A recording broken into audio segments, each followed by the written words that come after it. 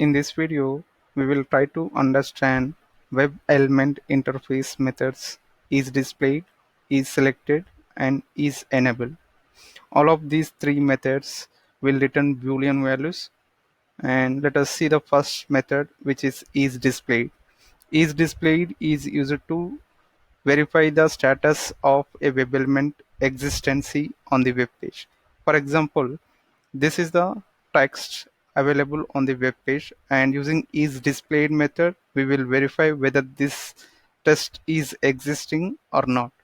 If this text is existing, it will return a boolean value true. If it is not, it will return false. Similarly, for the radio buttons, we use isSelected method. Using that method, we can identify whether this radio button is selected or not. If it is selected, it will return true value. If it is not selected, it returns false value. We will see the example use case for the isEnabled in another video tutorial, because it has got some special use case wherein we select a checkbox and then identify the status of a button based on the checkbox selection. So we will see that in another session, but let us stick to these two methods for this session. So let us inspect these two elements using Xpath Locators. So inspect, hover the mouse onto the elements, and I am using a tool called as CrowPath, which will generate locators for this element. So take the XPath for this sample text and take the XPath for this mail radio button. So hover the mouse. So this CrowPath plugin generates the locators. So let us take this relative XPath. So let us see how we can perform operations of isDisplayed and isSelected methods on this web page using Selenium script.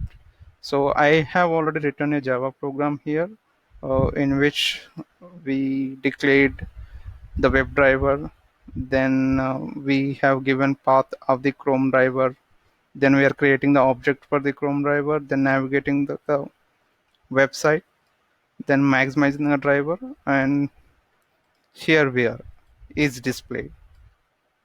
So we have already identified the element on the web page using this XPath, and we are storing this element in this is sample text variable, which is of a web element type.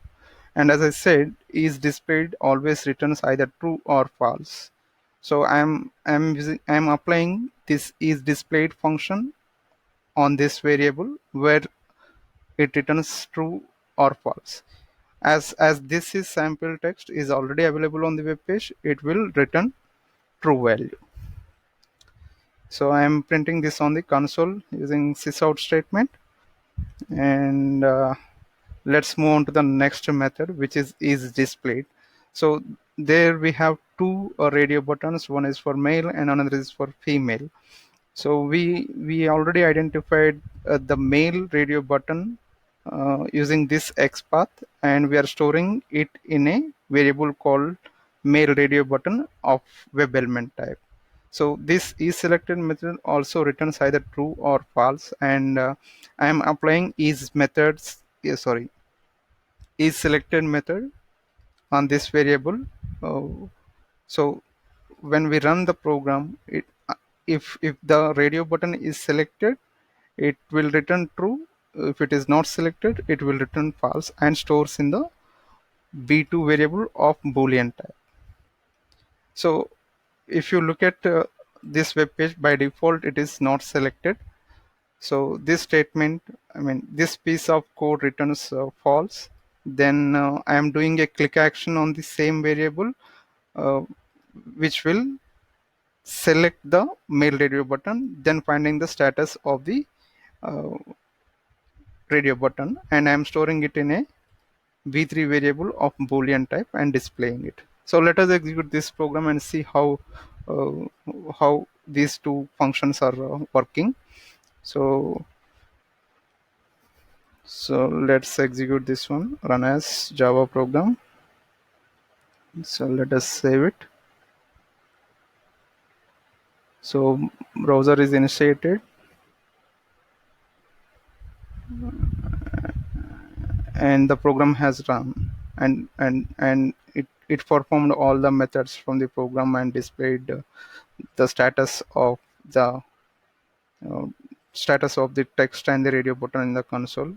uh, with this out statement you can see this is sample text which we want to verify on the web page, and this sample text is available on the web page, so it returns true.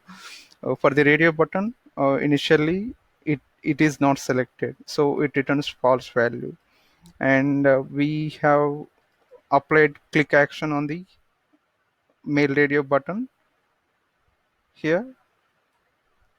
Then we are applying the isSelected method and storing the status in v3 variable, so it returns false. So this is how we can make use of isDisplayed and isSelected methods in Selenium.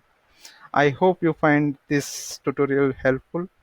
We will see the demonstration of isEnabled method in another video tutorial. Yeah, thank you for watching. Stay tuned.